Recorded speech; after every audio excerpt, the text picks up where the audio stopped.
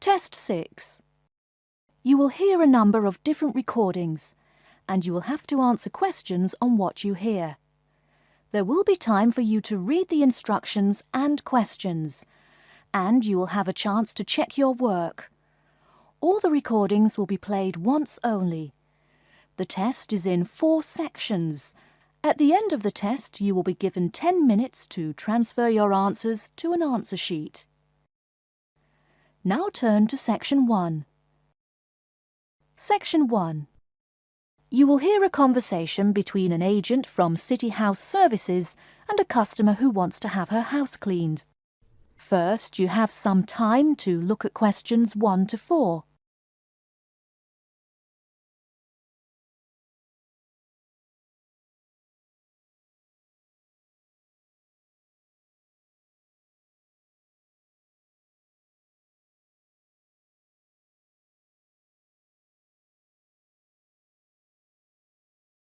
You will see that there is an example which has been done for you. On this occasion only, the conversation relating to this will be played first. Good morning, City House Services. How may I help you? Good morning. I'd like to arrange to have my house cleaned. Certainly. I just need to ask a few questions. First, could I take your name? Yes, it's Barbara Hill. The woman says that she is Barbara Hill, so Barbara Hill has been written in the space. Now we shall begin. You should answer the questions as you listen, because you will not hear the recording a second time. Listen carefully and answer questions 1 to 4. Good morning, City House Services. How may I help you? Good morning. I'd like to arrange to have my house cleaned. Certainly. I just need to ask a few questions. First, could I take your name? Yes, it's Barbara Hill. Thank you. Next, is your house in London? Yes, it's in Kingston in southwest London. Okay, southwest London, and, what's the postcode? SW105. And what is the square footage and what rooms will be cleaning? The whole house is 268 square feet, and there is no need to clean all the rooms. I only want to have my bedrooms cleaned. Okay. How many bedrooms does the house have? 3 bedrooms. Oh no, sorry, we used to have 3 bedrooms, but we only have 2 bedrooms now. Are those single bedrooms or doubles? Doubles. Fine, 2 doubles. There's one more room which needs cleaning. It was used as a bedroom before, and now we have converted it into an office. I understand. 3 rooms have got to be cleaned. And are all of those rooms upstairs? Yes. Then downstairs we have a kitchen diner, conservatory and lounge. The kitchen diner is quite large and has the usual equipment: cooker with oven, refrigerator, cupboards and worktops. The conservatory has a lot of plants, but there's no need to take care of them. The lounge has a leather 3-piece suite and a large coffee table. Thank you. And do you keep any pets? Yeah, I really love keeping them. I've got 2 dogs and 3 cats. Okay, then if our staff come over to offer the service, please take your pets away. Have you looked at our service packages? Yes, I have one in front of me. Excellent. Before you hear the rest of the conversation, you have some time to look at questions 5 to 10.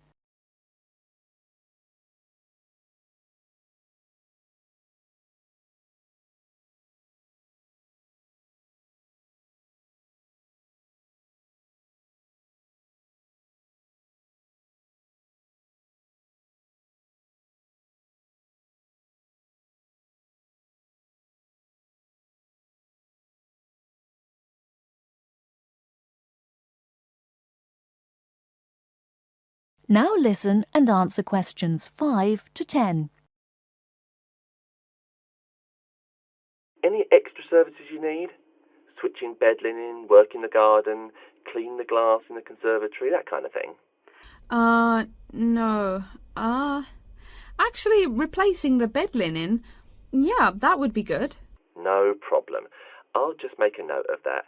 How about curtains, mats and carpets? What would you like us to do with those items? The curtains. I'll have to think about that. I think we should have the carpets cleaned really well every quarter. Mats can just be done with the laundry. Of course. How about clothes? We can have our staff wash and iron them, or we can have them taken to a dry cleaner. Washing and ironing. No, just ironing. That'll be okay. Okay, fine. I know quite a bit about what you want now. I should let you know that we're located on 12 Amy's Road. That's Amyes. And we work on from Monday to Sunday except Tuesday and Wednesday. Could you let me know when is convenient for you? Next Friday. No. Oh, that's no good. My son invites his friends over in the afternoon that day. Perhaps next Thursday or next Saturday? Let me check. Okay, next Thursday. When is it convenient for us to come over and provide the service? Is it okay if we come in the morning? Or we may come in the afternoon. It depends on your schedule. I'm okay with any time. Just give me a call to let me know you're coming before you arrive. Sure we will. By the way, how long will it take for the service? We usually work 1 to 3 hours for house cleaning, and the work will take 3 hours at most. And of course, if it takes more than 3 hours, you should pay extra for it. Fine. So, let me just do some calculations. That is the end of section 1. You now have half a minute to check your answers.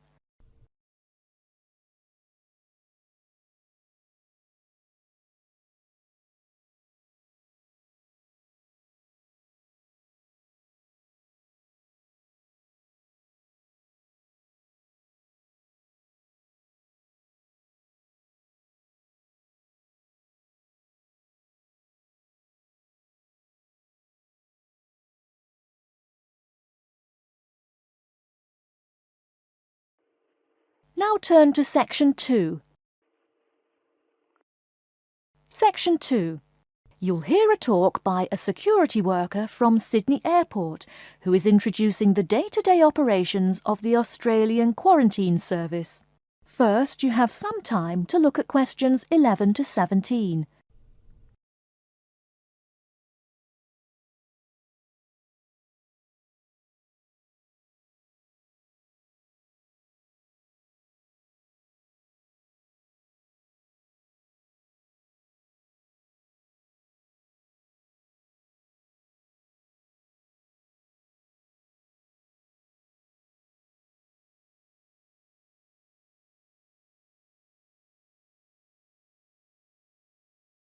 Now, listen carefully and answer questions 11 to 17. Hi everyone and welcome to Sydney Airport. Today I'll be giving you the inside information on the day-to-day operations of the Australian Quarantine Service here. We hope to provide you with a better understanding of why such heavy security regulations are necessary by educating you on how we operate and why we do the things we do. We're not here to try to persuade you to fly through Sydney Airport, though we hope you'll find your experience relatively stress-free and comfortable. First things first, our personnel. Can anyone guess how many people work at Sydney Airport? We have 200 alone working in Terminal 2. So can you guess how many in the whole airport? I heard someone say 360. That's getting closer. What? Did someone say 2,000? That's way too high. Sydney Airport actually employs 440 people. A lot, right? And about half of those employees work in security-related matters. Moving on to our not-so-human employees, let's come and see our favourite pooch, Milton. Milton is our best drug-sniffing dog on the force. He's friendly to most people. You can even come pet him at the end of our tour. Burnouts, beware though. He'll find everything. Notice that even though there are so many of us around him, Milton stays quite calm. This is the precise reason he was chosen for the job. Dogs that are chosen are not predisposed to sniff out different narcotics. That's something we teach them already. So here's a part of the airport most people never notice, the cargo transport terminal. This is where packages are shipped to and from. Normally, we ship around 4,400 packages per month. In this airport alone, over 52,000 packages were shipped in and out over the past year. We ship to and from 170 different countries. Not bad, eh? Probably it will go up to over 72,000 packages this year. And despite over 100 flights in and out of here daily, the number of lost or delayed packages is impressively low. If you send your package through here, rest assured we'll get it where it's going. Let's move on to the area most of us are familiar with, the passenger terminals. In order to be allowed into this area, you must pass through security with your ticket and, if you're travelling internationally, your passport. If you're travelling domestically, you just need a legal form of ID. If you don't have those, you will not be allowed to pass through security and board your flight. During the security scan, your carry-on items will be checked for dangerous items such as weapons, sharp objects, and liquids that exceed our specified limit. If you attempt to pass any of the prohibited items on this list posted at the entrance, you are still allowed to board the plane, but you'll be given a warning and your item will be confiscated. Don't worry, we will not arrest you for having too much shampoo in your bag or anything like that. We also search your carry-ons and parcels for any perishable items. We prohibit the transportation of local vegetation and prohibit parcels containing any insects in them. You may or may not have learnt about this in biology class, but when some plants are introduced to a new environment, they spread wildly and wipe out the current species around it. It is important to control the introduction of new plants into an ecosystem, so we must prohibit the transport of any fertile seeds. So what happens to parcels containing possibly suspicious items? It's of course something we do not take lightly here. If an object passes through the scanner that appears suspicious in any way, it is separated out for manual search by a member of our trained security personnel. If an illegal plant or simple sharp object like a pocket knife is found, it is simply disposed of in our biohazard waste containers, and the package itself is returned to the sender, or passenger if it is for a passenger flight. More serious weapons are reported to higher authorities for investigation. Before you hear the rest of the talk, you have some time to look at questions 18 to 20.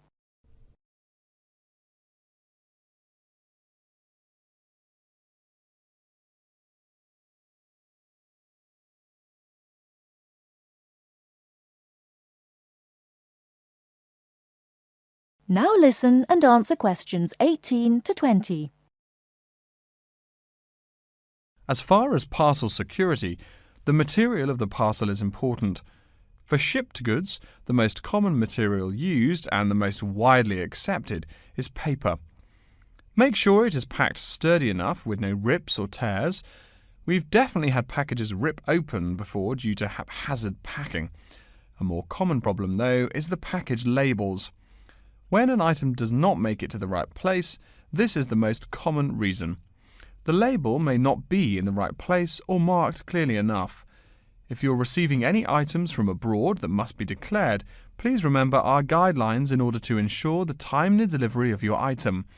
Make sure it is packed correctly, and we ask that you notify customs between 2 and 10 days within the item's scheduled arrival date. OK, before we move on, are there any questions? That is the end of section 2. You now have half a minute to check your answers.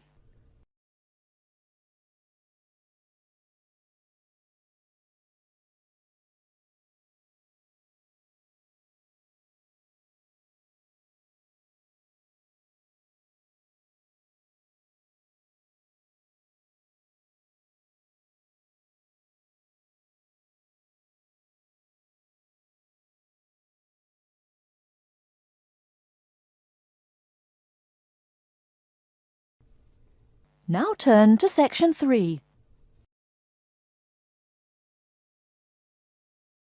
Section 3. You will hear a librarian called Adam Smith talking to the students about how to use the facilities in the library. First, you have some time to look at questions 21 to 26.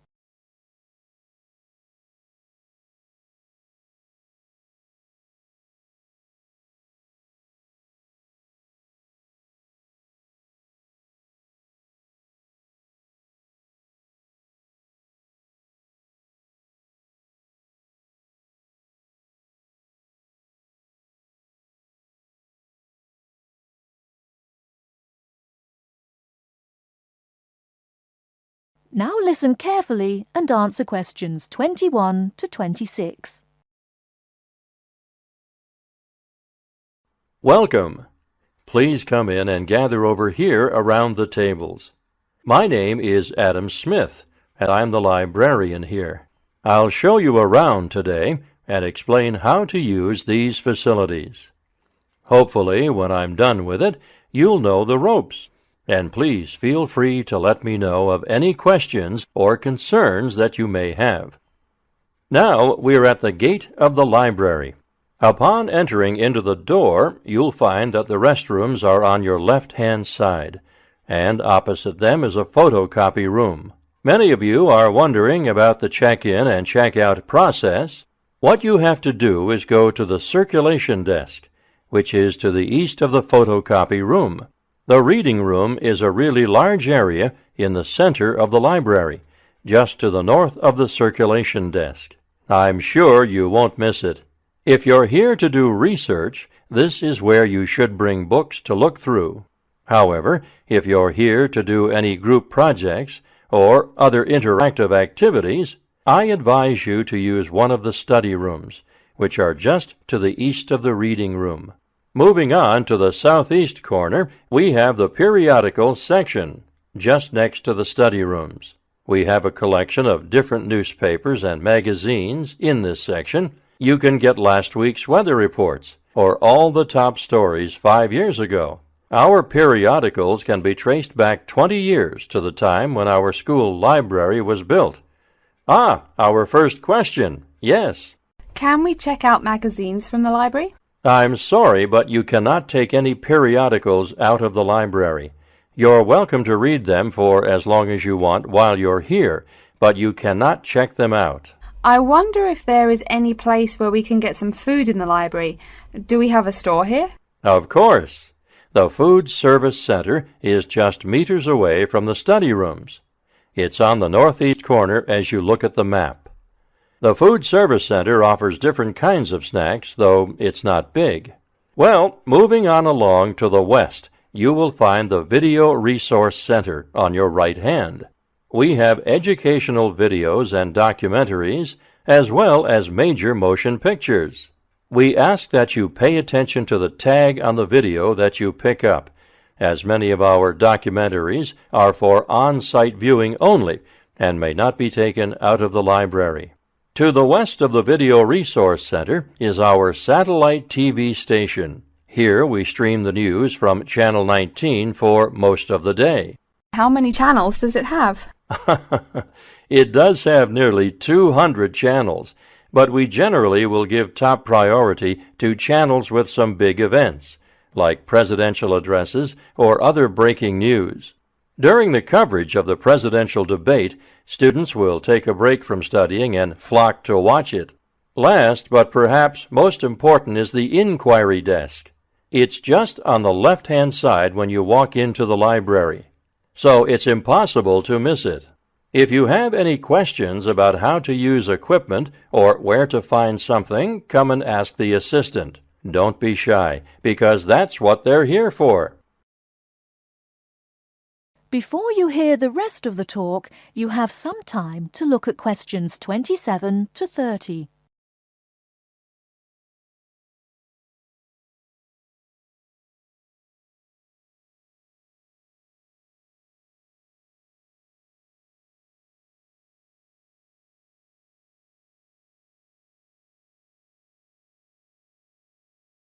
Now listen and answer questions 27 to 30. Speaking of questions, one of the questions we get asked is how to actually check out a book once a student has picked one out. If it's a fiction or non-fiction book, look for the pink and yellow checkout card inside the back cover of the book. You can also find information about the book on these cards, including its publishing date, genre, ISBN, and a log of dates it's been checked out before. Present this card to me or any library assistant, and we'll stamp it, and then the book can be kept for 3 weeks. You can find general information on a field of study by using one of our subject guides. We have them on paper here, but any of our computers will allow you to search within fields as well. What if the library doesn't have a resource we're looking for? Great question. I'm going to address that. Our library is a network with a number of other universities in the area. So if there is something you're looking for and it's available somewhere in the area, we'll be able to get it for you. However, there are universities which are not part of the network, so we do not share resources with them. If you want more information about the library and its resources, you'll find it in a labeled blue folder on my desk in the Enquiry section. Okay, so that's a lot of information all at once, and I don't expect you to remember it all. The most important thing is please be respectful of the staff, and if you need help with anything at all, come and ask me or one of the assistants. All right, any questions? That is the end of Section 3. You now have half a minute to check your answers.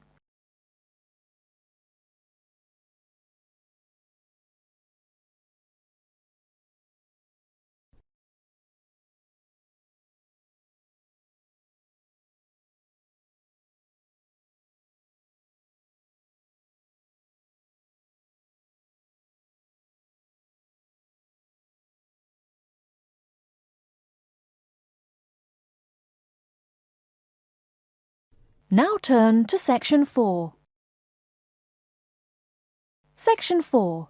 You will hear a lecture about Crocodylus niloticus and its living habits. First, you have some time to look at questions 31 to 40.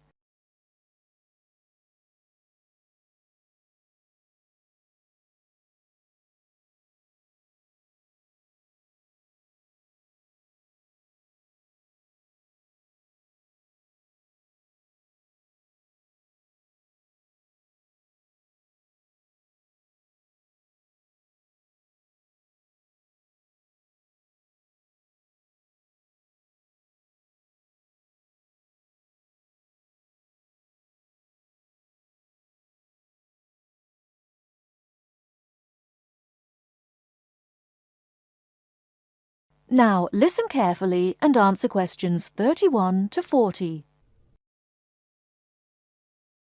Good morning. Today we will continue our study of Crocodylus niloticus by talking about its living habits. We've already discussed the evolutionary attributes that set it apart from its crocodile relatives. Does everyone remember that? Yes, it has an extremely narrow snout and 3 or 4 rows of protective scales on its back, as compared to 2 rows on other members of the Crocodylus genus. Let's take a look at how these carnivorous man-eaters live, where they live, and finally, whether they really deserve their vicious reputation. To start, I'd like to address a great question posed to me by a student during yesterday's office hours. We talked about the distribution of crocodiles in Africa and saw that they are highly concentrated in the south and west of the continent. This student noticed that on the map displaying the distribution of crocodiles across Africa, there were no crocodiles in the northern region, and found no mention in the literature of the existence of crocodiles in the north of Africa. Why might there be no crocodiles in North Africa? Let's save this question for later in the lecture. To find out more about the social habits of the African crocodile, one researcher named Tara Shine of the University of Ulster in Northern Ireland conducted a survey of the wetlands in Mauritania and received reports of 46 crocodiles living in one group, or float as we say when referring to crocodiles, though the usual number is a little less than half of that. In general, crocodiles are more highly concentrated in wet subtropical environments near bodies of water and rich vegetation.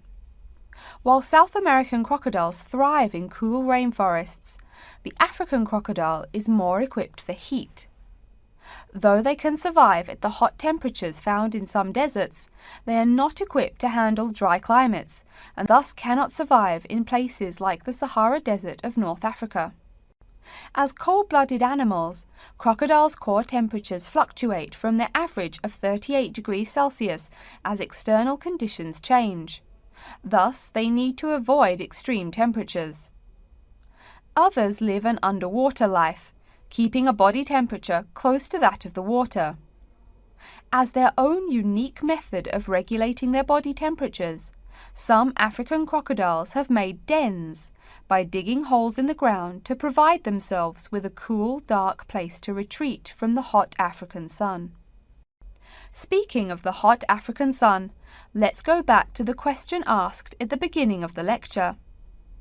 We know that there used to be crocodiles in northern Africa, yet today there are none. What are some possible explanations for this? Some students have suggested that the African crocodile has evolved from a desert creature into a wetland creature, thus causing them to migrate south for more appropriate conditions. Others presume that the crocodile was hunted out of northern Africa by a fiercer predator. While these are intelligent guesses, the real story is a little bit different. The key to this migration is that the Sahara Desert did not always cover the north of Africa. About 8,000 years ago, the land was fertile wetlands, perfect for breeding crocodiles.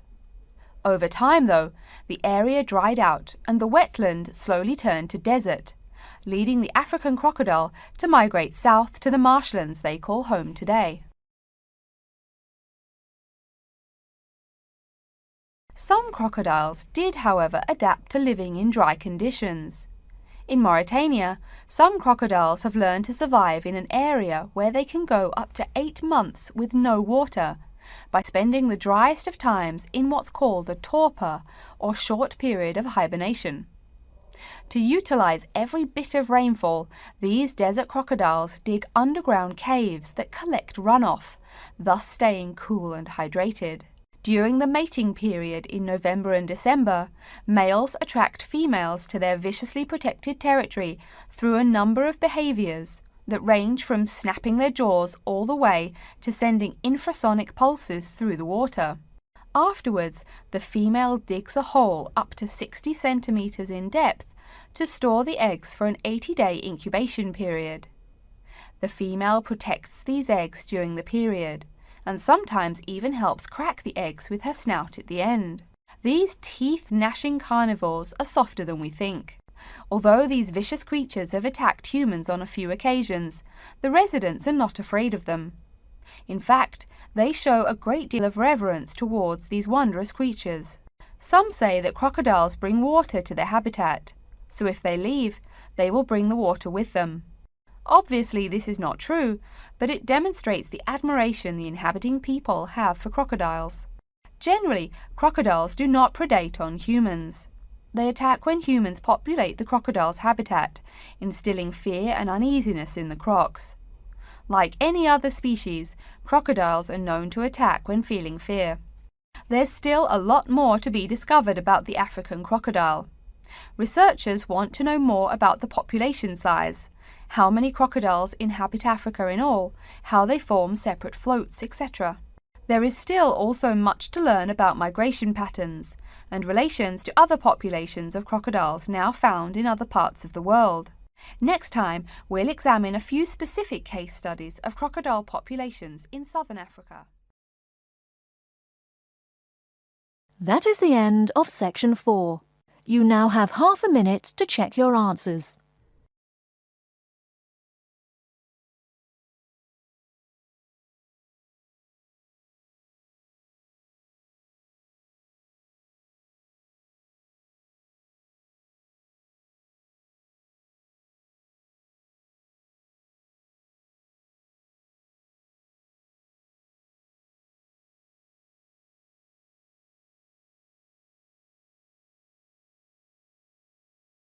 That is the end of the listening test.